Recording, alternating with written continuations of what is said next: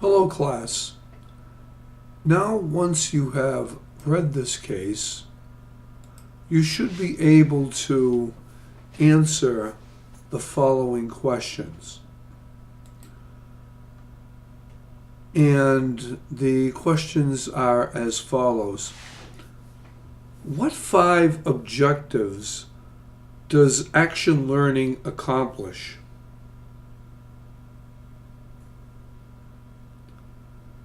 Once you are able to figure out what those 5 objectives are, you should be able to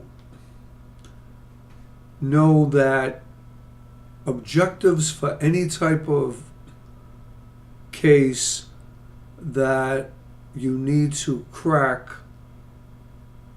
is always doing one thing, and that is solving some type of a problem. That should be the primary reason, our primary objectives to what action learning accomplishes. The other thing is it prepares you to be a leader. Action learning allows you to use the resources that you have acquired and develop some very strong leadership qualities. Once you're a leader, you look at yourself first and then look to lead others. You want to plan for successorship. How do we build future leaders? That's all part of the learning process because leadership is very much transparent. You want to build a good team. That should be the next objective. Building teams is crucial and essential in any good organization that wants to maintain its abilities to be competitive. I spoke about this earlier, but the next objective is all about creating learning organizations. Organizations that allow you to be innovative and creative and to be able to use your cognitive abilities to improve not only the organization, but improve yourself, personally and professionally. And finally, the 5th objective is about increasing an individual's professional skills. It's so important to be able to develop people and make them more accountable to themselves so that they can be accountable to others by building their skill sets, knowing their games. Leaders who just don't delegate, but leaders who instigate creativity and information. So that would be the 5 objectives that action learning accomplishes. And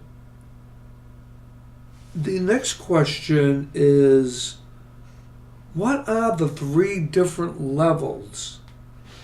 Weinstein, in 1995, taken from your case, notes that participants in action learning achieve. Okay, what learning styles do they achieve? Well, there are essentially 3. After you've read the case, you will know that. The first one, obviously, is to get a better understanding cognitively and intellectually of what is going on.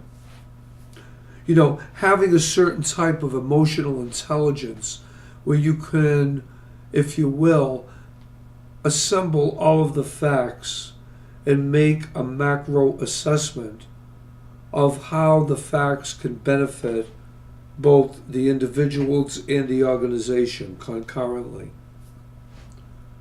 The second thing is you're applying, when you learn, you're applying a newly acquired skill. You don't want to wait a long time to do it. You don't want the thought to die of loneliness, you know? You come up with something new, your culture and your organization promotes intellectual creativity, you certainly want to be able to apply that new skill to the job function. Wow, and the important thing is maintaining transparency. The third thing is experiencing and undergoing an inner development that touches on your beliefs and your attitudes that truly lead to personal development. Action learning in and of itself is particularly effective at this third level. Why? It provides the opportunity for internal dissonance. Okay? Now, as we may have studied before at one point in our lives, dissonance is the difference between where you are and where you would like to be. You have to assess that. You always have to be looking inside of yourself. If where you are is where you really want to be, then you're going to have a confidence to know that the problem or action you take is going to provide that external trigger that you need in order to get things done. So in action learning, we become more aware of our blind spots. We become more aware of our dissonance, of where we're so far apart from where we want to be. And if we're not okay inside, we can't teach others to be okay inside. So we have to kind of look at this SWOT analysis, if you will. You know, we do this on companies, but we got to do this in ourselves as a process of learning.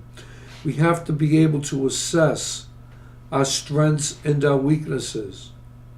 And wherever we have weaknesses, we look at them as to develop opportunities for us to learn, not look at those weaknesses as threats.